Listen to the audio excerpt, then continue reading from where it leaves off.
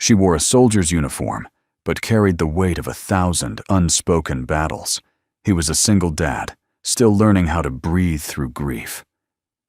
On a snowy Christmas night, their worlds collided not with fanfare, but with 5 quiet words. "Want to have dinner with us?" What followed wasn't just a meal.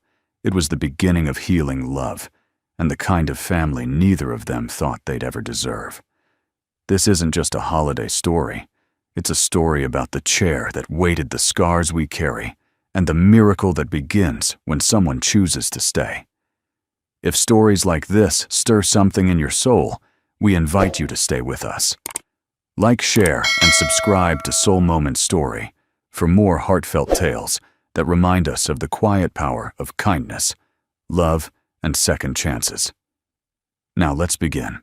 The wind howled across the empty park like a memory that refused to die.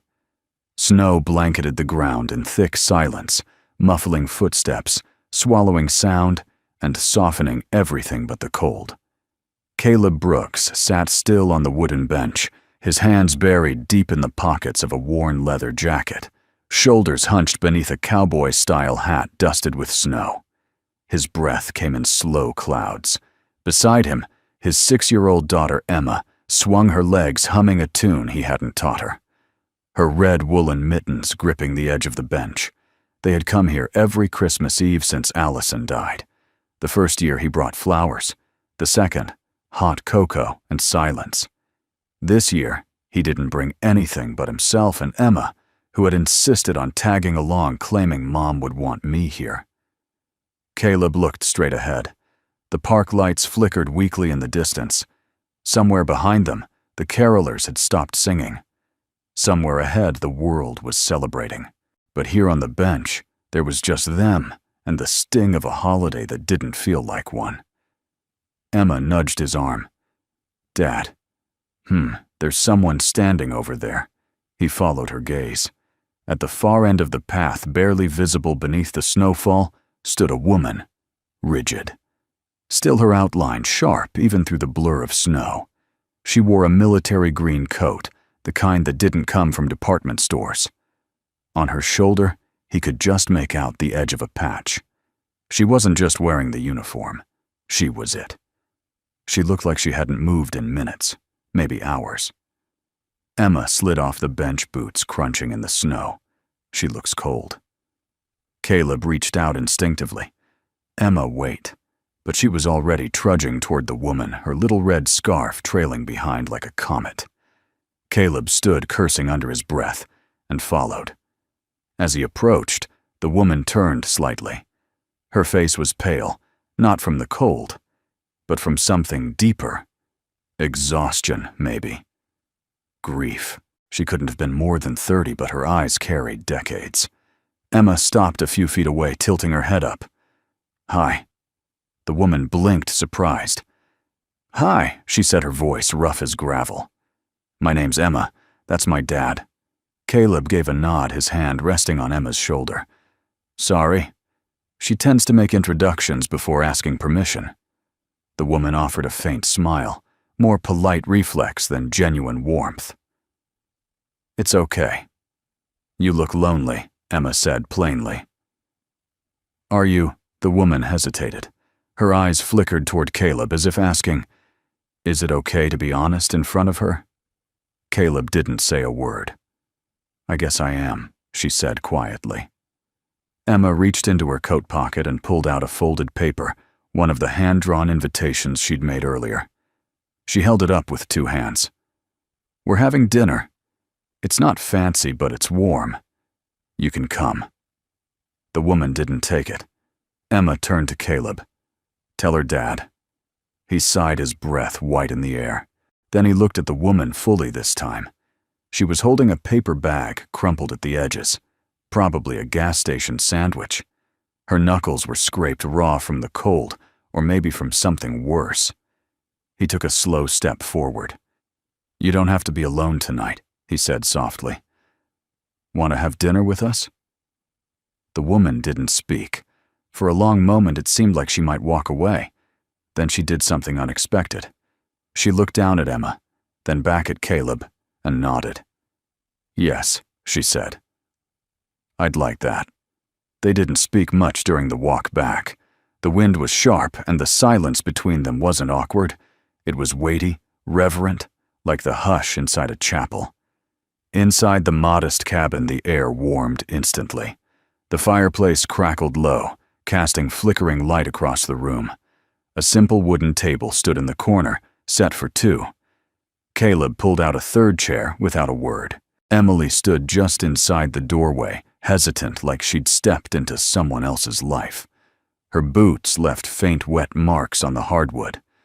"You can take your coat off," Caleb offered, hanging his own by the door. She slowly unzipped it. Underneath, she wore a dark green sweater, plain, practical, but soft-looking. On her chest, he caught a glimpse of a dog tag. "Emily," she said suddenly. "My name's Emily." He nodded. "Caleb. And you've met Emma." Emma had already climbed into her chair, busying herself with arranging forks by height. Emily approached the table slowly. "I'm sorry if this is weird." Caleb shook his head. "It's Christmas. Weird is welcome." Dinner was beef stew, Caleb's specialty, though. That wasn't saying much. It was the only dish Allison had taught him before she passed. He made it every year. As they ate, Emma chattered about her second-grade Christmas play, how she forgot her line. But no one noticed, because I said it like a whisper, and just pretended it was in the script. Emily smiled. Her spoon moved slowly through her bowl, but she didn't eat much. "You just get back?" Caleb asked gently. She looked up. 2 weeks ago. "Still adjusting?" He nodded. Yeah, she repeated, and something unspoken passed between them, two people navigating the pieces of lives that no longer fit together quite right. After dinner, as Caleb cleared the dishes, Emma brought out a crumpled piece of paper and handed it to Emily. "It's for you," she said, shyly. Emily unfolded it. It was a drawing 3 stick figures sitting at a table under a lopsided star. One figure had a red scarf. One had a cowboy hat.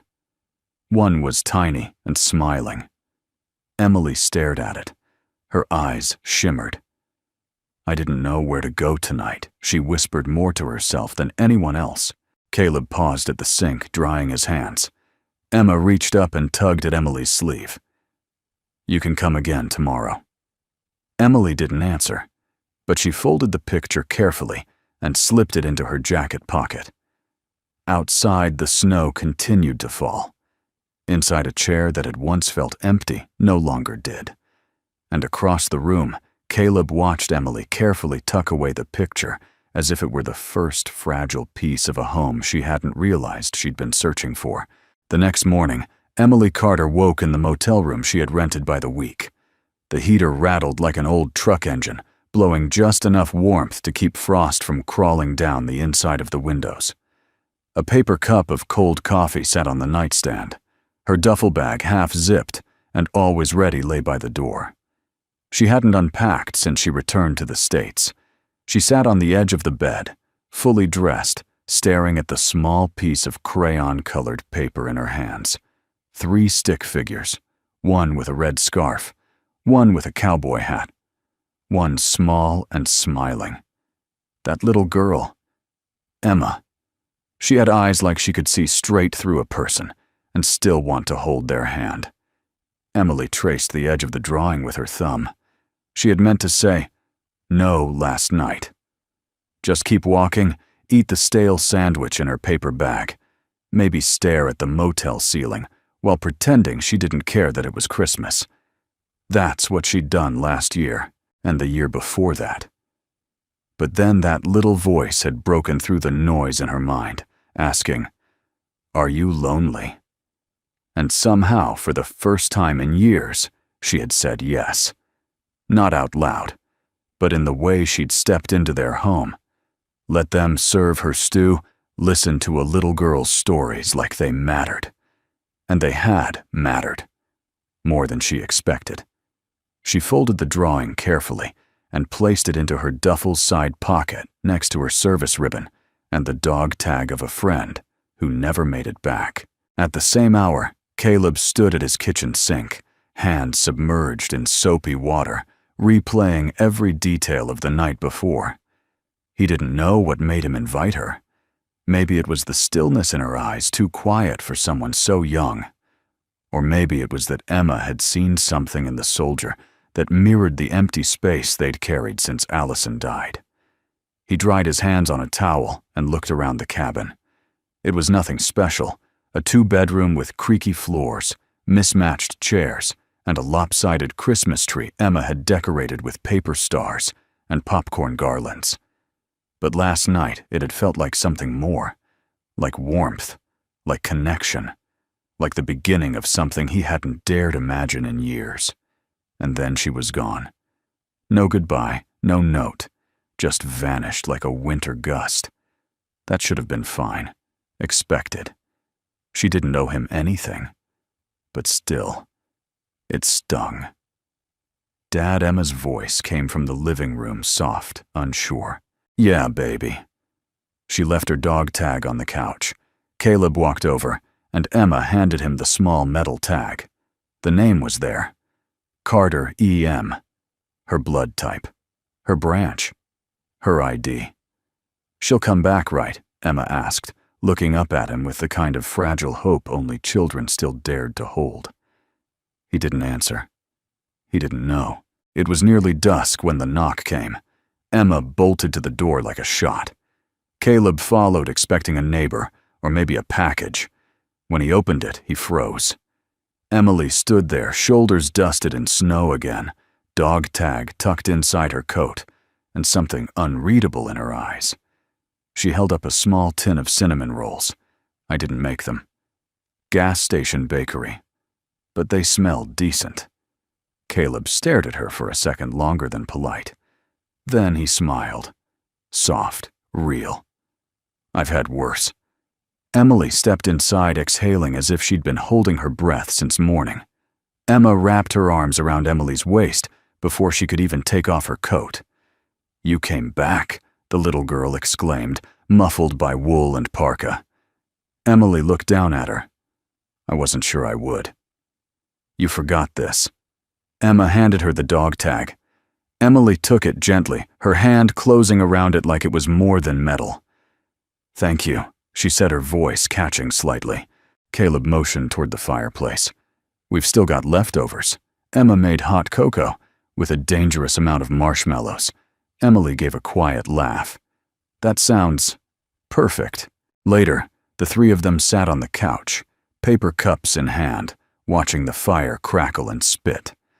Emma had fallen asleep, curled between them, a quilt pulled up to her chin. Caleb leaned back. "You don't talk much about where you've been." Emily didn't respond for a long moment. When she did, her voice was low, steady. "Afghanistan. 2 tours. Then humanitarian ops in the Pacific. Last 6 months, I ran logistics from Virginia." She paused.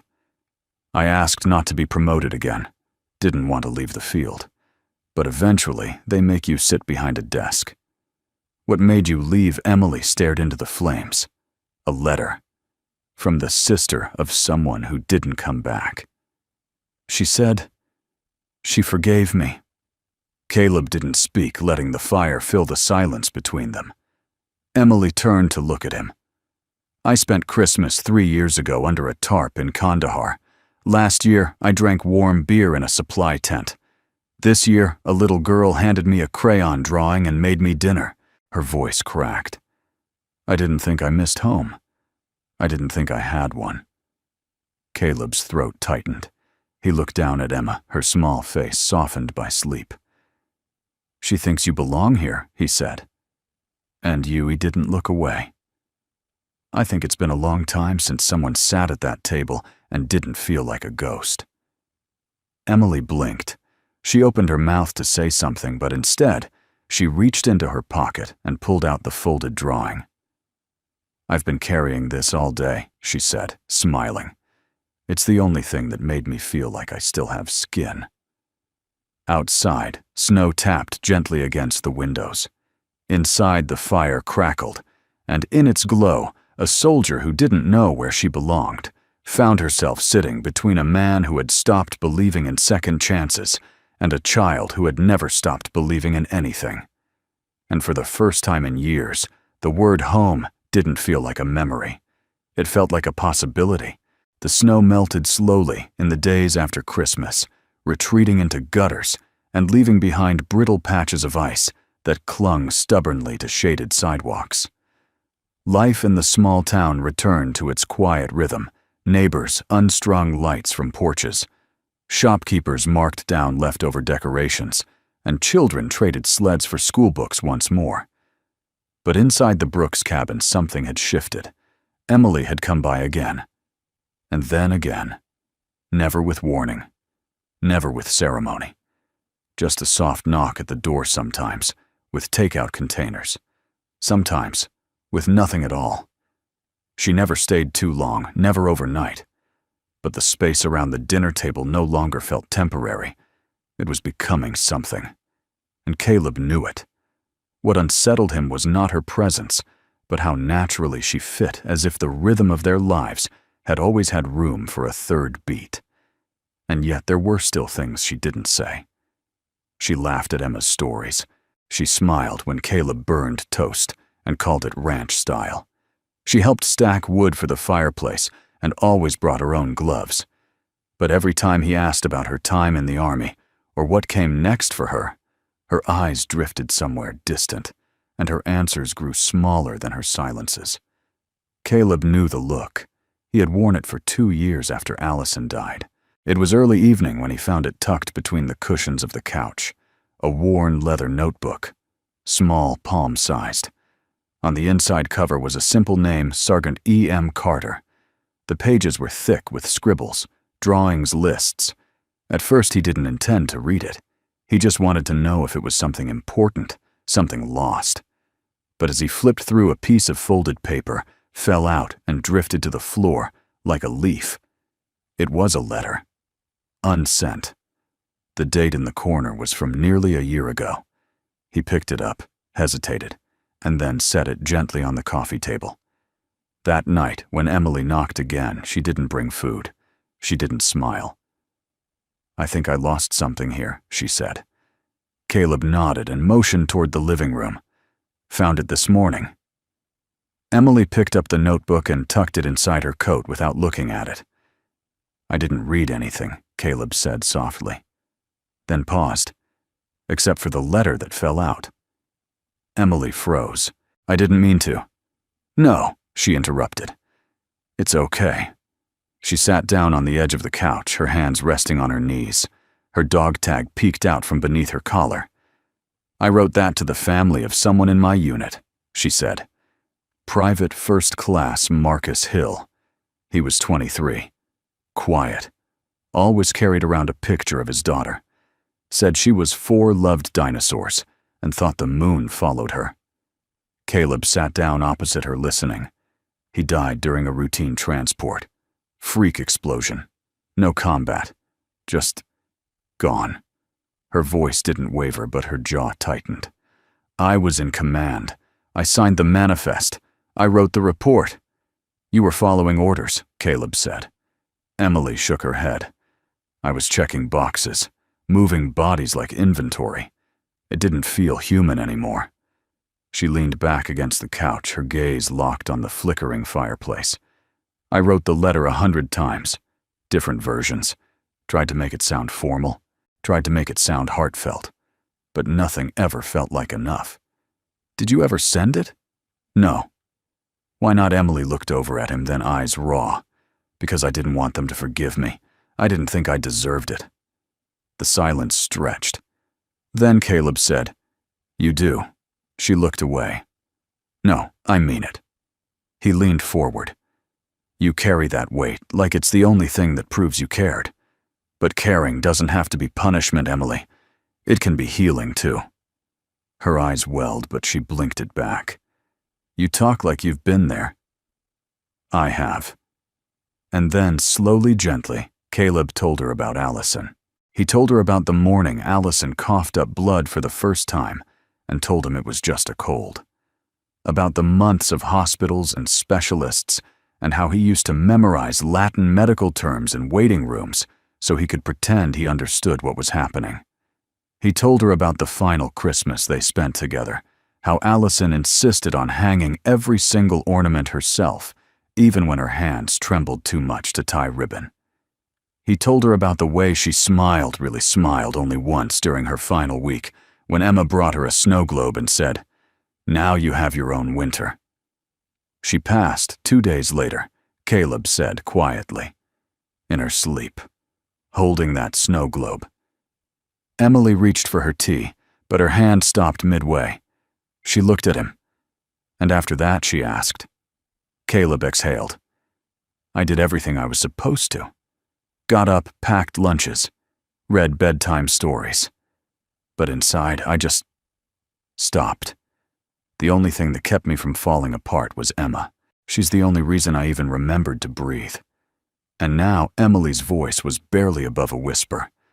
Caleb looked at her, then eyes steady. "Now, I'm trying to remember how to live again. And you."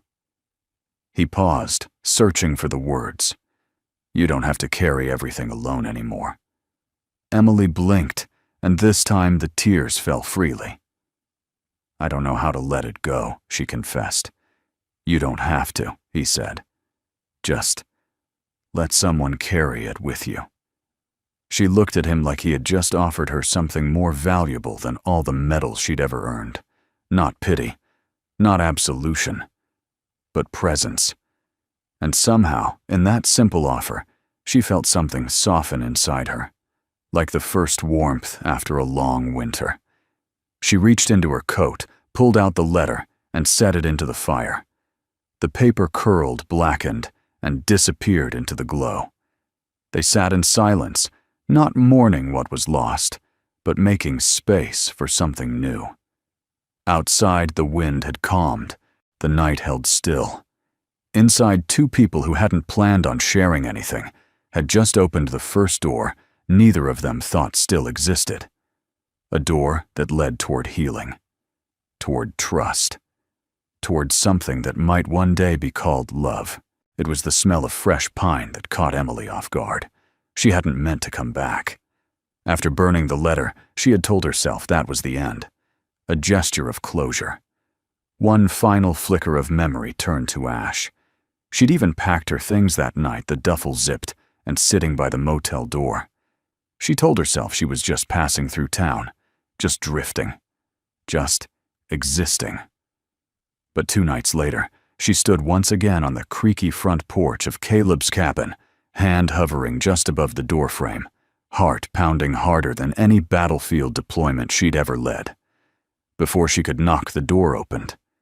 Emma stood there in her socks, blinking up at her with sleepy wonder. "You came?" she whispered, like it was a wish she'd been whispering to the stars. "I wasn't sure I would," Emily said honestly. Emma stepped aside without another word, and Emily entered a house she no longer felt like a guest in. Inside, the warmth hit her like memory, faint wood smoke, candle wax, and cinnamon. The scent of a place lived in, loved in. A home. Caleb was standing at the kitchen counter, sleeves rolled up, brow furrowed over what looked like a pie crust that had lost the will to cooperate. He looked up, startled at first. Then he smiled. Small, quiet, but whole. "Hey, I brought you something," Emily said, holding up a brown paper bag. Caleb eyed it warily. "Is it edible?" "Technically." He chuckled and took it from her. "Well, that's already a step up from my pie." She stepped closer. "What is it supposed to be, apple?" "Maybe. It's unclear." "You need help," he nodded, desperately. She pulled off her coat and walked behind the counter, rolling up her sleeves. Emma joined them, dragging a stool across the floor like a determined worker bee. And just like that, they fell into a rhythm, flour-dusted laughter, awkward maneuvering around a too-small kitchen, and the quiet symphony of belonging. Later, as the pie baked slightly uneven, but passable, Caleb, Emily, and Emma curled up on the living room rug in front of the fire. Emma was coloring a picture of a dragon wearing a birthday hat, while Caleb strummed an old guitar, gently coaxing out chords, as if reacquainting himself with an old friend. Emily sat with her legs crossed, sipping tea, eyes half closed. Peaceful. Present. Until Emma, without lifting her head, asked, "Do you have a family?" "Miss Emily." Emily blinked. The question came like a pebble dropped in still water.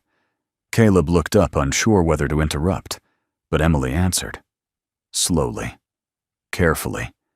"I had parents," she said. "They passed before I enlisted. No siblings, no husband, no kids." Emma paused in her drawing. "That sounds lonely," it was Emily admitted. "But sometimes being alone is safer. Less chance to lose someone." Emma turned to her, frowning like she'd just heard someone say broccoli was candy. But if you never love anybody, you never get to hug them. That's worse. Caleb cleared his throat to hide a smile.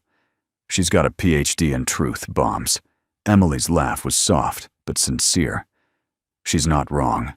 Emma tilted her head. "You can borrow us, if you want. Just for a while." Emily stared at her. The innocence, the generosity, it was too much and not enough all at once. "I might like that," she whispered. Caleb's fingers stilled on the strings. He looked at Emily, something unspoken in his gaze. She met his eyes, and for one fleeting second, the air between them changed. Not with heat or urgency, but with a kind of reverence. Like two people recognizing a rare flower blooming in the snow, unsure whether to reach out or simply admire it. That night, after Emma had gone to bed, Emily lingered. Caleb offered her the last piece of pie, and they sat across from each other at the table, candlelight flickering between them. "Thank you," she said. "For what? For not asking me to be okay when I wasn't." Caleb sipped his tea. "You don't owe me explanations, just honesty. I'm not used to people wanting that." "You get used to it," he said. "Eventually." She looked around the cabin at the patched curtains, the leaning bookshelf, the coat rack still holding Allison's old scarf. "This place, it feels like it remembers things." Caleb nodded. "It does." Emily hesitated. Then she reached into her coat and pulled out a small rectangular case. She opened it and placed it gently on the table. Inside was a military ribbon, faded, frayed, carried across 2 continents and a dozen regrets. "It belonged to Marcus Hill," she said. "The soldier I told you about. I kept it because no one else was there when they found it. I thought maybe it didn't matter anymore. But lately, I think it still does." She looked at Caleb. "Would it be okay if I left it here?" He stared at the ribbon, then back at her. "Why?" Emily exhaled. "Because this house is full of things that were loved. I want it to rest somewhere like that." Caleb reached out, closed the case with quiet reverence, and placed it on the mantel above the fireplace beside Allison's snow globe. They didn't say anything for a long time. Outside, the snow had begun again, soft as breath. Inside, the fire danced beneath 2 names, now each tied to a loss and to love that dared to endure it. Caleb looked at Emily and said, not as a host or a man trying to comfort her, but simply as a human being, "You're always welcome here. No need to knock." Emily looked down, then smiled, small, vulnerable, but real. "Then maybe I won't knock next time." And that night, for the first time in years, she didn't return to the motel. Instead, she curled up on the couch beneath a patchwork quilt that smelled faintly of lavender and wood smoke. She listened to the creak of old pipes, the hush of wind outside, and the steady rhythm of a house at peace. She slept soundly, because in this home, full of mismatched plates, paper stars, and one fiercely loving child, she had not found perfection. She had found belonging. And for someone who had wandered through too many wars, that was the greatest victory of all. The days slid gently into a new rhythm, not marked by grand changes, but by quiet rituals. Mugs of coffee poured, without asking, coats hung side by the door, and soft laughter drifting out of a cabin that had for too long held its breath. Emily didn't move in, not officially. But the space between her visits grew shorter until it no longer made sense to call them visits at all. Her toothbrush rested in a cup by the bathroom sink. Her boots sat next to Caleb's by the door. She still kept her duffel in the corner, but it hadn't been zipped in weeks. One Saturday morning, the heater groaned and died with a wheeze loud enough to wake Emma. Caleb banged on the thermostat like it owed him rent. "I think this thing finally gave up the ghost," he muttered, kneeling beside the ancient unit. Emily sipped her coffee on the couch, one leg tucked beneath her. "Want a second opinion from someone trained to fix vehicles under enemy fire?" Caleb smirked. "Please. Be my guest." 10 minutes later, Emily was elbow-deep in the heater's access panel, sleeves rolled hair tied in a messy bun flashlight between her teeth. Caleb watched her, a grin pulling at the corner of his mouth. "You know this is wildly attractive." She spat out the flashlight. "Don't flatter me until it works." With a sharp click and a hum, the heater coughed back to life. Warm air sputtered from the vent, like a car reluctantly starting in winter. Caleb gave a low whistle. I stand corrected. That was very attractive. Emily blew an imaginary puff off her knuckles. "I accept payment in pie. Then I hope you like slightly burnt." She leaned back against the wall, her expression softening. "I like real." The words hung in the air longer than necessary, heavier than their size. Later that afternoon, Emily found Emma in the living room, sprawled out on the floor, surrounded by crayons and scraps of colored paper. "What are you working on?" Emily asked, kneeling beside her. Emma held up a blue construction paper card with glitter glue around the edges. In the center, in shaky handwriting, it read, "My family." Below it, 3 stick figures, one in a cowboy hat, one with a bun and boots, and one with a bright red scarf. Emily's breath caught. "You drew me," she said quietly. Emma looked up. "Of course. You help fix stuff. You tuck me in. You talk to Dad when he gets quiet. That's what moms do, right?" Emily blinked hard, but didn't answer. She reached out, brushing a curl from Emma's forehead, then wrapped the girl into a tight, wordless hug. That night, after Emma had gone to bed, Caleb and Emily sat by the fireplace. The flames crackled softly, casting long shadows across the room. On the mantel, Allison's snow globe stood beside Marcus Hill's service ribbon, 2 names, 2 legacies, somehow coexisting. Caleb passed Emily a mug of chamomile tea. She took it, but her hands trembled slightly. "You okay?" he asked. Emily hesitated, then nodded. "Just tired." But the way she stared into the fire said more. Caleb had learned to read the signs. A soldier's silence was never about nothing. He waited. Finally, she spoke. "Last night I dreamed I was back in Helmand Province. I was walking through a market, except it wasn't just Afghan civilians. There were Americans there, kids, families. And then the whole market turned into a minefield." She took a shaky breath. "Everywhere I looked, someone was about to step wrong. But I couldn't shout. My voice was gone. I just watched." Caleb leaned forward, elbows on knees, voice low. "It was just a dream." Emily looked at him. "I know. But the fear. That part stays."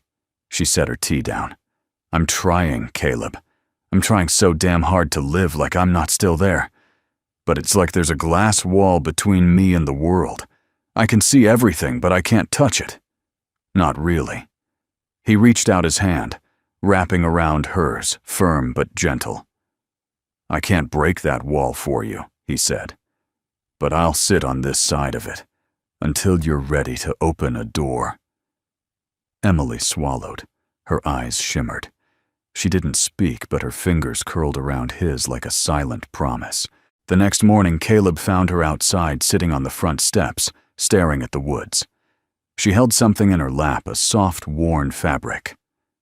"I thought I lost this," she said as he approached. He sat beside her, glancing down. It was a child's drawing, old, faded, creased at the corners. Who drew it? Marcus's daughter, she said. He kept it folded in his vest pocket. Caleb waited. He showed it to me, once said it kept him safe. I found it when they sent me his gear. I shouldn't have kept it, but I couldn't throw it away. You don't have to. Emily looked over at him. Do you think it's wrong to build a life on pieces of old ones? Caleb smiled, slow and steady. I think it's the only way anything real gets built. She let out a breath, part sigh, part release, and leaned her head lightly on his shoulder. I don't know what this is, she murmured. Us. This. You don't have to name it yet, he said. You just have to stay. She looked up at him, eyes searching his. I'm trying. That's more than enough. That evening, when Emily stepped into the kitchen to help with dinner, she found something resting on her spot at the table. A small box wrapped in plain brown paper tied with a red string. She opened it slowly. Inside was a new sketchbook. On the first page in Caleb's handwriting it said, For the stories you haven't told yet. We're ready when you are. She pressed her hand over her heart, then closed the book gently. She didn't need to say anything. Some moments speak loudest in silence. Outside, snow began to fall again, quietly covering the world in a fresh sheet of white. Inside, in a house once filled with absence, 3 people were learning how to build something with what remained. Not perfect, but whole. Together. The storm rolled in unexpectedly that night, thick flakes falling fast, wind rattling the shutters like a fist on a locked door. By morning, the world outside had vanished beneath a seamless blanket of white. Trees bent under the weight, roads disappeared into nothingness, and the whole town seemed to hold its breath. Inside the cabin, however, there was a different kind of stillness. Caleb stood in the kitchen pouring pancake batter into a sizzling pan. Emma sat cross-legged on the floor, meticulously cutting paper snowflakes with safety scissors, her tongue poking out in concentration. The table was cluttered with glue sticks, sparkles, and markers, proof that Christmas might be over, but its spirit lingered. Emily hadn't come downstairs. He'd woken hours ago to find her bedroom door closed and her boots untouched by the fire. That wasn't unusual. She liked the quiet mornings, liked rising with the sun when it was just a glow on the horizon. But today something felt different, off-kilter. When he heard the bedroom door open at last, he turned to greet her, smile ready. It faded the moment he saw her face. She looked pale, drawn. Her eyes were shadowed, not from lack of sleep, but from something older, deeper. Morning, he said softly, keeping his voice even. Hey, she replied, her voice hoarse like it had been worn out by a dream. He set down the spatula. Nightmares. She gave a small nod, didn't elaborate. Emma looked up from her pile of snowflakes and beamed. Miss Emily, look, I made one with 6 arms this time. Emily forced a smile. That's beautiful, sweetheart. Caleb watched her walk slowly to the couch, sink into the cushions, like her body was heavier than it had been yesterday. He recognized that weight. He'd carried it himself. Grief that hides in the bloodstream, triggered not by memory, but by stillness. He made her a cup of tea without asking and set it beside her. She murmured a thank you, then stared into the steam. After a long silence, she said, Do you ever feel like the world kept spinning, but forgot to take you with it? He pulled up a chair beside her. Yeah, every day for 2 years after Allison died.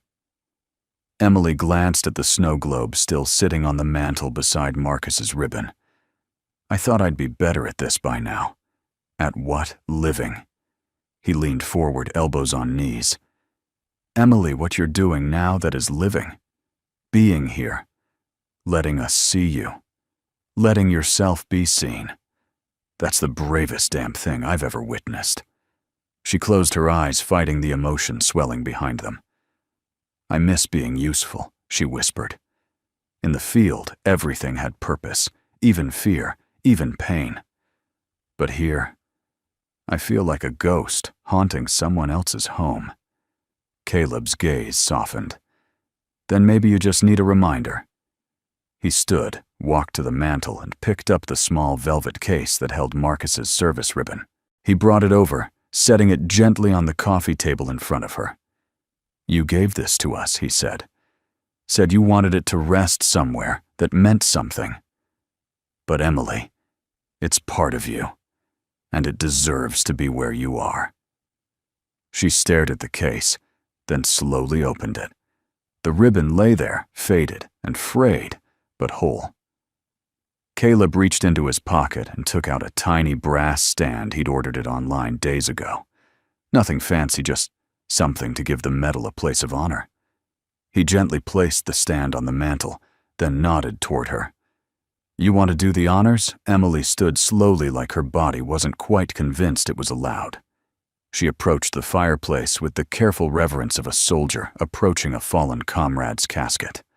Then, with trembling fingers, she lifted the ribbon from its case and placed it on the stand, beside the snow globe, beneath the framed crayon, drawing Emma had made of the three of them. The firelight caught the faded threads of red, white, and blue. And suddenly, the cabin didn't feel like someone else's home anymore. It felt like a monument to everything they had survived. That night, after Emma had gone to bed, Caleb and Emily sat together by the fire, shoulder-to-shoulder mugs warm in their hands. She asked me today if I believed in heaven, Emily said suddenly. Emily nodded. I didn't know what to tell her. What did you say? I said I didn't know. But I hoped, if it exists, it looks a lot like this place. Caleb was quiet for a long moment. Sometimes I think heaven isn't a place we go to. It's a place we find, when we finally feel like we belong. She looked at him, then really looked, and the air between them shifted. Not rushed, not romantic, just true. I'm scared of staying, she confessed. Not because I don't want to, but because I do. He nodded. Yeah, that was the hardest part for me, too. What was letting go of the pain? It was the only thing I had left of her. But it's not betrayal to be happy again. It's proof that love still works. Emily set her mug down, leaned her head against his shoulder. You make it sound simple. It's not, he said quietly. But it is possible. In the days that followed, Emily changed in subtle ways. She laughed more, stayed longer at the table, let Emma braid her hair, and tell her about dragons who made soup instead of fire. She started sketching again, filling the notebook Caleb had given her with small, messy glimpses of a world she was learning to trust. A daisy in the kitchen window. Emma asleep with a book still open in her lap. Caleb fixing a broken chair tongue, poking out in concentration. Life. Ordinary and miraculous. And each time she passed the mantel, she would pause just for a second to touch the metal, not as a weight to carry, but as a promise she could keep moving forward. Outside, the snow had stopped falling. Inside, a woman once built for battle was learning how to rest. And in a home stitched together by lost laughter and second chances, a ribbon once worn in war now stood as a testament to the quiet victories of peace. The new year arrived, not with fanfare, but with stillness. While most of the town gathered at the square for fireworks and resolutions shouted into the cold night sky, the Brooks cabin remained quiet, just the gentle hiss of the fire, the soft turning of pages from Emma's book, and the occasional clink of mugs resting on wood. Caleb hadn't wanted noise this year. Neither had Emily. She sat on the floor beside the couch legs, stretched out her back against the armrest, watching the flames dance behind the glass. Her fingers toyed with the edge of a wool blanket draped across her lap. Caleb sat a few feet away, cross-legged, helping Emma fit mismatched puzzle pieces together on the rug. I think this one's his nose, Emma said, squinting at the corner piece of a cartoon snowman. That snowman has 3 noses, Caleb said, mock-serious. He might need medical attention. Emma giggled, then yawned mid-laugh, her head drooping slightly. Caleb reached for her gently. All right, kiddo. Time for bed. 5 more seconds. You got it. He tickled her ribs, and she squealed before collapsing into a happy heap. Emily watched them from the floor, her heart folding into a strange shape, tender and sharp at once. It was like witnessing a memory that hadn't happened yet, something she was part of, but still somehow watching from the outside. Caleb stood carrying Emma toward her room. The child's sleepy voice drifted back. Night, Miss Emily. Good night, sweetheart, she called softly. When Caleb returned, he grabbed a blanket from the back of the couch and handed it to her. You looked cold, he said. Thank you, she replied, though she wasn't cold at all. They sat in silence for a while. Then, as the final seconds of midnight approached, faint booms began to echo from the direction of town. Fireworks. Emily stiffened. The first pop was distant, but the second one hit sharper lower. She flinched. Caleb noticed immediately. It's okay, he said gently. They're just fireworks. She nodded, eyes fixed forward, jaw locked. But her body was reacting before her mind could stop it. Her fingers curled into fists, her breathing shallow. Then came the crack, a deep, stuttering burst that rattled the window panes. She bolted upright. Her breath caught in her throat. The room spun slightly. Emily Caleb stood, voice calm, steady. It's okay. You're here. You're safe. She backed up against the wall, shoulders tense, like she needed something solid behind her. The crackle pop outside kept coming, flares of red and green lighting up the curtains. Her voice broke. I need air! Caleb didn't try to stop her. He just followed. Outside, the snow was soft and thick, muffling their footsteps as they moved toward the edge of the woods behind the cabin. The fireworks continued behind them, distant now. Emily stood with her hands on her knees, breathing hard. Caleb waited. I hate this, she said finally. I hate that I can't tell my brain it's over. That I can't hear a celebration without waiting for someone to scream. Caleb didn't offer a cliché or a solution. He simply said, I know. She turned toward him, her voice rising, not in anger, but anguish. Do you know what it's like to wake up at 2 a.m. because your body's already halfway into a sprint toward the door? To not know what triggered it? To feel like your skin doesn't belong to you anymore? He stepped closer. No, I don't know what that is like. But I know what it is to walk around with a hole no one else can see. Her breath steamed in the air between them. I thought I was getting better. You are, he said gently. Then why does it still feel like I'm broken? Caleb reached out, brushing a strand of hair behind her ear. Because healing isn't linear. It's not a ladder, it's a spiral. Some days you feel like you're back at the start, but you're not. You're just walking another circle a little higher than before. Her eyes shimmered, but she didn't look away. Sometimes I think the military trained me to be a ghost. Move unseen, feel nothing, finish the mission. But out here, there is no mission. There's just life. And it terrifies me. He smiled, sad and knowing. That's how I felt after Allison died. Like life had no rules anymore. Like I'd forgotten how to breathe without instructions. Emily looked up toward the night sky. The fireworks had stopped. Only a soft, pulsing glow remained beyond the trees. I don't want to be a ghost anymore, she whispered. You're not, Caleb said. You're flesh and blood and heart. And you're here. That's enough.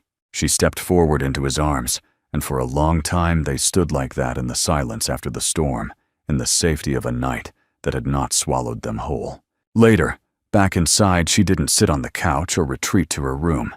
Instead, she pulled a quilt onto the rug in front of the fire and curled up there like Emma had done so many nights before. Caleb watched her, something in his chest tightening not with fear, but with the quiet ache of caring deeply. Before turning in for the night, he bent down, brushing a hand lightly over her hair. "You're doing better than you think," he whispered. She didn't stir, but he saw the faintest smile on her lips, just visible in the flickering light. The next morning she awoke to find Emma placing a mug of cocoa by her side. "I made this for you," the little girl whispered, "because fireworks are loud. But you were brave." Emily sat up slowly, the blanket slipping from her shoulders. She took the mug, cupped it in both hands, and looked into Emma's big, earnest eyes. "Thank you," she said, voice raw. Emma leaned forward and gave her a quick, fierce hug. "Dad says everyone's a little broken. But it's okay. That's how light gets in." Emily smiled, blinking back tears. From the mouth of babes. Later that day, Caleb found her sitting by the window, notebook open in her lap. "What are you writing?" he asked. She turned the page toward him. "January 1st. I am still here." And beneath it, a simple drawing, a little girl holding a cup of cocoa, a man with a quiet smile, and a woman no longer haunted by ghosts, but surrounded by the warmth of a home. She looked up at him. "I think I want to keep living." Caleb leaned down, kissed her hair softly. "Then let's live. Together." And in the cabin, where sorrow had once made a home, love began to root, quiet, resilient, and real. Winter in the mountains didn't fade so much as it softened. By mid-January, the snow still lingered in deep patches along fence lines and under the eaves, but the wind had lost its bite, and the days stretched just a little longer. Inside the Brooks cabin, life moved gently. Not perfect, but peaceful. Emily had started waking before sunrise, not because she had to, but because the quiet no longer frightened her. It soothed. She'd sit at the window with a cup of coffee, wrapped in one of Caleb's old flannel shirts, and sketch. Sometimes it was the snow-covered woods. Other times it was Emma's tiny shoes left under the table. And once she'd drawn Caleb half asleep, holding a mug like it contained the secrets of the universe. She hadn't told him about that one. Yet. But this morning was different. Because this morning, when she opened the front door to check the weather, she found a small box wrapped in craft paper sitting neatly on the welcome mat. No label. No note. Just a single strip of red ribbon tied into a soft knot. "Caleb," she called, curious. He appeared in the hallway, rubbing sleep from his eyes. "What is it? I don't know," she said, bending down to pick it up. It was just, "Here." Emma appeared behind him, already dressed in a mismatched pair of socks and a glittery unicorn sweater. "Ooh, is it a surprise box? I love surprise boxes," Emily chuckled. "I haven't opened it yet." She untied the ribbon and peeled back the paper carefully, revealing a cream-colored wool scarf. Soft, delicately knit, with a familiar pattern of loops and ribs. Her fingers froze. She knew this scarf. Her breath hitched. Caleb stepped closer, watching her expression change from curiosity to stunned silence. "Is it what I think it is?" Emily nodded slowly, the fabric trembling slightly in her hands. "I had one just like this," she whispered. "I lost it years ago, on a subway platform in D.C. I'd just finished basics. I was 19, homesick and scared out of my mind. That scarf was the last thing my mother gave me before she died." Caleb sat on the arm of the couch beside her, his voice low. "You told me once, when you were folding laundry, said it was silly to miss a scarf." She looked at him, eyes wide. "You remembered that I don't remember much these days," he said gently. "But I remembered that, because of the way your voice caught when you said it. Like it wasn't about the scarf at all." She held it to her chest like a talisman. It wasn't. For a long moment she said nothing, just pressed the wool to her lips and closed her eyes. Emma watched quietly from the rug, sensing something sacred in the silence. Then, with reverence, Emily draped the scarf over her shoulders. "It still smells like lavender," she whispered. Caleb smiled. "I had it cleaned at Mrs. Albright's. She said not to worry, she's dealt with worse than a mystery scarf from eBay." Emily let out a soft laugh, brushing a tear from her cheek. "You went looking for it." "I searched for weeks," he admitted. Keywords like vintage cream wool scarf, lavender scent, cable knit, lost but not gone. She laughed again, fuller this time, and reached for his hand. "Why?" she asked. Caleb's thumb brushed over her knuckles. "Because you've given so much of yourself since the day Emma dragged you to our dinner table. And I wanted to give something back. Not flashy, not expensive, just yours." Emily looked down at their intertwined fingers, then back up at him. "You're the first person I've wanted to be remembered by," she said. And in that quiet exchange, without declarations or grand gestures, something shifted. A choice, a permission, a beginning. That night, while Emma slept upstairs, Caleb and Emily sat on the front porch, wrapped in blankets, watching the stars punch holes in the darkness. She leaned against him, scarf still looped around her neck, her head tucked beneath his chin. "I used to think I was good at leaving things behind," she murmured. "Military life teaches you that. People, places, objects, you let them go before they get a hold on you." Caleb didn't answer right away, just listened, heart open. But lately, she continued, "I'm starting to think maybe the brave thing isn't walking away. It's staying," Caleb said quietly. Emily nodded, and not just physically. Staying present, choosing it. Day after day, he tightened his arm around her shoulders. "I'm glad you're here." "I am too," she said, "even when it's hard." They sat like that for a long while, neither needing more words. Eventually, Caleb stood and offered her his hand. She took it, not because she needed help, but because sometimes reaching back is the braver act. In the days that followed, life settled into something resembling rhythm, not routine. Emily wasn't quite there yet, but rhythm. The scarf became her anchor. She wore it to the market, to the park, even when the weather didn't demand it. Not for warmth, for memory, for meaning. Emma began calling it the magic scarf, convinced it had special powers, because Emily smiled more when she wore it. Maybe she was right. Maybe healing wasn't about forgetting. Maybe it was about reclaiming the scarf, the memories, the pieces of a self she thought were lost. One evening, as Emily folded laundry on the couch, Emma skipped over, waving a folded paper. "Look what I made." Emily opened it. Another drawing. This time, it showed 3 people standing side by side. One in a cowboy hat, one in a scarf, one holding both their hands. Above them, in rainbow letters, "My forever family." Emily's breath caught. Caleb glanced over her shoulder, then turned away, quickly blinking something from his eyes. Emma beamed. "I made it for the fridge." Emily stood crossed the room and knelt to hang the picture beside other treasured artifacts. Stickers, appointment reminders, a calendar filled with scribbled hearts. Then she stepped back, looked at Caleb and whispered, "Thank you."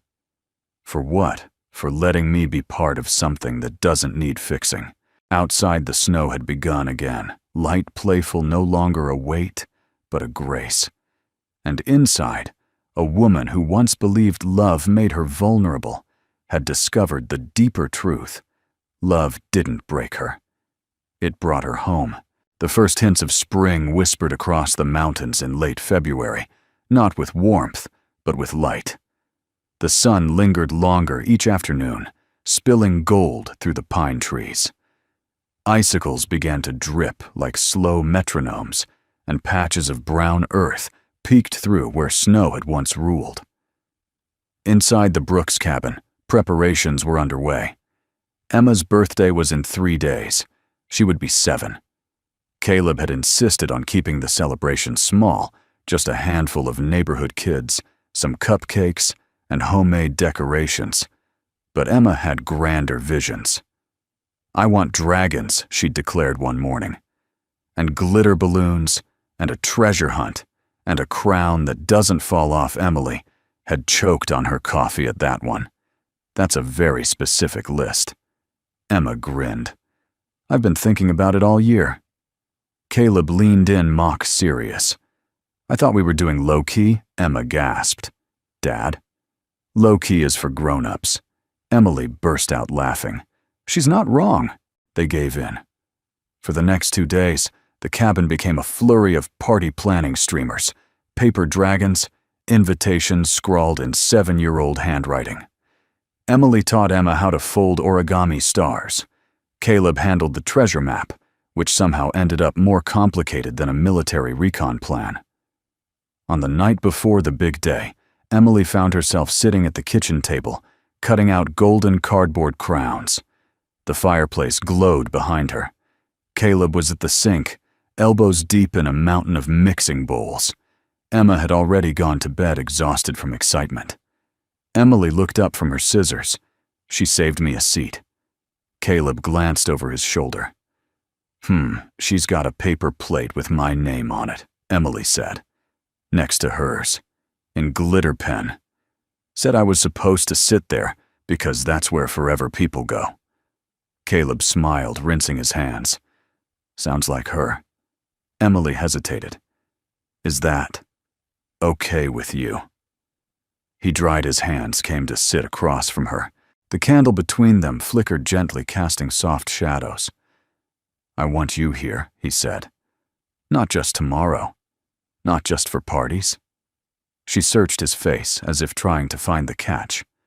But there wasn't one. "I never had a seat at anyone's table," she said, quietly. "Not one that stayed mine." Caleb reached across, took her hand in his. "You've had one here since the day you asked if the stew was edible." She laughed, a low, breathy sound that warmed the space between them. "I remember thinking it was the best thing I'd tasted in years. Because your standards were dangerously low," he teased. "Because someone made it for me," she corrected, her voice soft. "That's what made it real." Their eyes met, and for the first time there was no fear between them, no hesitation, only clarity. She squeezed his hand. Once, then let go. "Then I guess I should be early tomorrow," she said to guard my seat. The next morning dawned bright and cold, the kind of morning that carried spring's promise in winter's breath. Emily arrived before the sun fully cleared the trees, scarf tucked under her coat cheeks, pink from the brisk air. She carried a paper bag filled with carefully wrapped party favors and something else, something smaller, hidden deep in her coat pocket. Caleb was already in the kitchen icing cupcakes, with a level of focus that suggested a high-stakes mission. Emma, bouncing on the balls of her feet, shrieked when she saw Emily and launched herself across the room. "You came." "Wouldn't miss it," Emily said, catching her mid-jump. Emma pulled back and held up a cardboard sign with glitter everywhere. "Miss Emily's seat." "You said to save it, so I did." Emily bit her lip, eyes stinging. "Thank you, sweetheart. That means more than you know." As the cabin filled with laughter, shoes, balloons, and the chaos only children can orchestrate, Emily found herself watching the scene with a kind of reverent awe. She had never celebrated a birthday like this, not her own, not anyone else's. Never had a seat saved, never been part of the circle. But now her name was there, scrawled in glitter, taped to the back of a kitchen chair. When they sang Happy Birthday, Emma insisted Emily sit right beside her. Halfway through the song, the little girl grabbed her hand and held it until the final note. After the cake and games, when the other kids were beginning to fade, and the parents had started collecting coats, Emily pulled Caleb aside. "I got her something," she said. It's not much, but Caleb smiled.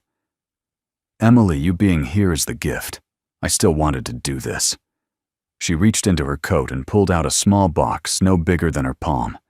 Inside was a silver bracelet, simple and delicate. Hanging from the chain were two tiny charms, a star and a scarf. Caleb raised an eyebrow, smiling. "Where'd you find those? I had them made. Star for her light. Scarf for what she gave back to me." They walked together to Emma, who was showing another child how to braid balloon animals. Emily knelt. "I have something for you," she said. Emma's eyes widened. For me, Emily placed the bracelet in her palm. "It's magic," she said. "This star. It helps you keep shining even when it's dark. And this scarf, it reminds you that love keeps you warm even when the world gets cold." Emma stared at it, silent for once. Then she threw her arms around Emily's neck. "I love it," she whispered. "And I love you." Emily held her tight. "I love you too." That night, after the guests were gone and the paper dragons lay folded in corners, Caleb poured 2 glasses of wine and joined Emily on the porch. They watched the stars appear one by one. "She had a perfect day," Emily said. "She did," Caleb agreed. "Thanks to you." She leaned her head on his shoulder. "I used to think love was about grand gestures," she said. "Fireworks, surprises, speeches." He turned to look at her. "And now?" She smiled. "Now I know it's about remembering someone's scarf, saving a seat, showing up." Caleb took her hand. "You've had a seat here since day one, Emily. And I'm not giving it up," she said. "Ever." He leaned in, pressed a kiss to her forehead, and the world narrowed to the sound of the wind in the trees and the quiet hum of a home where love didn't knock anymore. It simply came in and stayed. The cabin had never felt fuller yet. That night, 1 chair sat empty. It was the first Christmas Eve Emily hadn't spent with Caleb and Emma since the night they met. The morning had started like any other coffee-brewed Emma twirling around the kitchen in a red velvet dress that sparkled with every move, Caleb whistling as he chopped vegetables for dinner. But Emily hadn't come downstairs. And by mid-morning, her car was gone. No note, no explanation. Just the absence of her boots by the door and the faint scent of lavender on the scarf hook. Caleb didn't panic. Not exactly. But as the day wore on and messages went unanswered, he moved through the hours with a hollowness in his chest that no amount of firewood or cooking could fill. Emma, ever intuitive, seemed to know without asking. "She'll come," she said, simply, as she carefully arranged the table, placing 3 plates as always. "Sometimes people need to go quiet before they come back louder." Caleb swallowed the lump in his throat and kissed her head. "I hope so, baby." The sky turned deep violet as evening fell, and neighbors began calling out warm holiday greetings from porches, and carolers wandered through the woods, their voices rising like steam into the night air. Inside the cabin, the scent of rosemary and roast chicken filled every corner. Still, no Emily. Caleb stood by the window, arms crossed, trying not to look at the driveway again. He didn't blame her for leaving, not really. He knew the holidays could feel like pressure when your heart was still relearning how to beat safely. But it didn't stop the ache of not knowing, of almost. And then a sound, not a knock, not an engine. A door creaked open. He turned. She was standing there, hair wined, tousled cheeks flushed, holding a small cake tin wrapped in an old dish towel. "I'm sorry," she said before he could speak. Caleb moved toward her, eyes locked on hers. "You're late," he said softly. "I needed to clear my head," she whispered. "I needed to see if I could be away from here and not fall apart." He reached for the tin and set it on the counter, and her voice cracked. "I couldn't." Caleb stepped forward, slowly cupped her face in his palms. "Then come home." She nodded, leaning into his touch. If the offer's still open, it never closed. And just like that, the ache inside him eased. Dinner was warm, Laughter came easily. Emma told them both very seriously that her snowman outside was named Sir Sprinkle the Brave, and that he definitely had a secret identity as a Christmas wizard. They let her believe it. Because why not? After the dishes were cleared and the candlelight began to dim, Caleb pulled Emily aside into the hallway. "I have something for you," he said, retrieving a small square box from the drawer beside the bookshelf. Emily raised a brow. "I didn't think we were doing gifts." "We're not," he said. "This isn't a gift." He opened the box slowly. Inside, a single-key silver worn attached to a small brass tag that read, Cabin 7A. Emily stared at it. "I had a copy made," Caleb said. "Not for emergencies, not for backup. Just because it's yours now. This place, this life." She looked at him stunned. "This isn't just your home anymore, Emily. You don't need to knock. You don't need permission. There's always space for you here. A drawer, a room, a chair, whatever you want." Her eyes shimmered, and her hand trembled slightly as she took the key. "I've never been given a key before," she said. "Then I'm honored to be the first." Later that night, Emma fell asleep under the tree wrapped in her favorite blanket, a paper star dangling over her like a crown. Emily and Caleb stood beside the fireplace, sipping cider, the fire crackling low. Emily reached into her pocket and pulled something out, a velvet pouch. She handed it to Caleb. He opened it slowly, revealing a pendant, brushed steel, simple military style. On one side, engraved in small block letters, EMC. I stayed. Caleb traced the letters with his thumb. "What is this A token?" she said. "For myself. For you. For everything I thought I'd never do again." He swallowed. "You stayed." "I stayed," she echoed. "And not because I had nowhere else to go, but because this." She looked around at the little house with its crooked garlands and uneven lighting. "This is where I want to be." He reached for her, and she leaned into his arms, letting the silence speak. Outside, snow began to fall again, soft and slow. Inside, nothing needed to be said. They had arrived, not at a destination, but at a life. Together. That night, long after the fire had dimmed and the last carol had passed through the hills, Caleb stepped out onto the porch. The cold kissed his skin, but he barely noticed. Emily stepped beside him, holding a blanket around her shoulders. They stood in silence, watching the snow drift gently over the cabin roof. "I used to think quiet meant something was missing," she said. "And now I think it means nothing's chasing me anymore." Caleb turned toward her. "You're not running now." "No," she whispered. "I'm rooted." She reached for his hand, laced her fingers through his, and in the hush of falling snow, they stood as a family, not by blood, not by accident, but by choice, by trust, by love. A house once filled with grief now glowed with something far stronger. And the chair at the table, the one that had waited patiently through seasons of sorrow, was no longer empty. It was hers. And it always had been.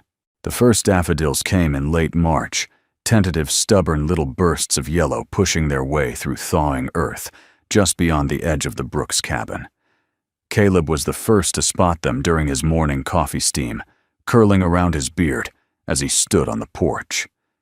He didn't say anything at first, just stared at the fragile blooms as if they were a secret only the world could whisper. Inside the house was already alive. Emily's soft humming drifted in from the kitchen, accompanied by the rhythmic thud of her chopping vegetables. Emma chattered in the background, her words tumbling over each other like river stones. She was making place cards again for tonight's dinner. Even if it's just the three of us, she insisted fancy dinners deserve names. Caleb smiled at the thought. It was no special occasion, no holiday, no celebration. Just Tuesday. But then again, in this home, Tuesdays had become sacred. He stepped back inside, drawn toward the light and warmth as naturally as breath. Emily was at the stove, her hair pulled into a loose braid, wearing his old flannel shirt, like armor softened by time. She didn't look up when she spoke. "I saw you staring at those daffodils." Caleb smirked. "Eavesdropping is a federal offense. You breathe like someone who's thinking too hard." He walked behind her, wrapped his arms around her waist, and rested his chin on her shoulder. "I was just realizing something," he murmured. "What's that?" "That I can't remember what this house felt like before your voice was in it." Emily leaned back into him, her hand still stirring the soup. "You don't have to." Later that afternoon, as sunlight pooled across the kitchen floor, Emily wandered into the living room to find Emma sitting cross-legged with a pile of old photo albums and construction paper.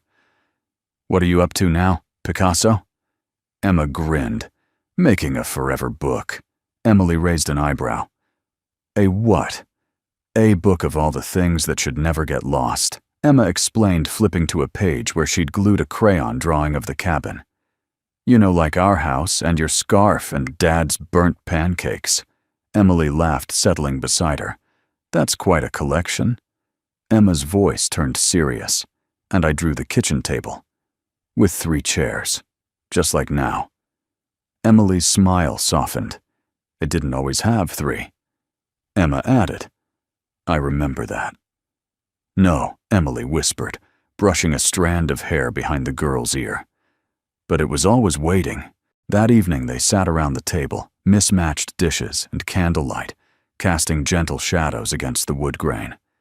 Emma insisted on reading a toast she'd written on pink cardstock to our family, to the people who stayed, to the ones who made space, and to chairs that don't get dusty anymore. They clinked glasses of lemonade and tea, and Emily had to bite her lip to keep from crying, not because it was sad, but because it was true. After Emma had gone to bed, Caleb and Emily remained at the table, dishes cleared, lights low, that warm hush falling over the room like a well-worn blanket. "I never told you what changed my mind," Emily said softly. Caleb looked up. "About what? About staying?" He leaned forward, listening. She traced the rim of her teacup. It was something Emma said. "Weeks ago.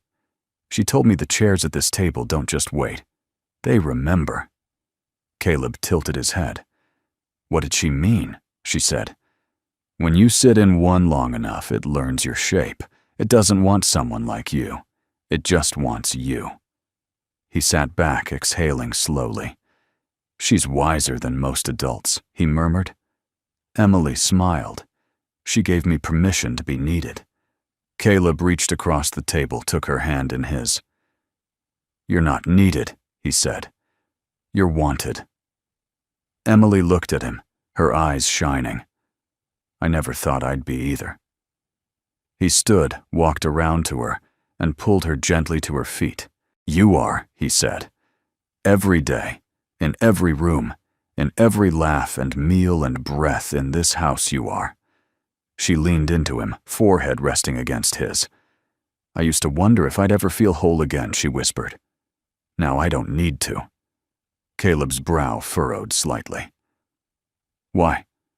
"Because this," she gestured around the room, "isn't just wholeness. It's belonging.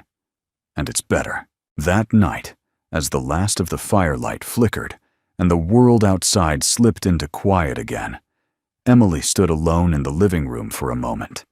She looked toward the kitchen, at the table, at her chair, and instead of doubt, she felt only peace.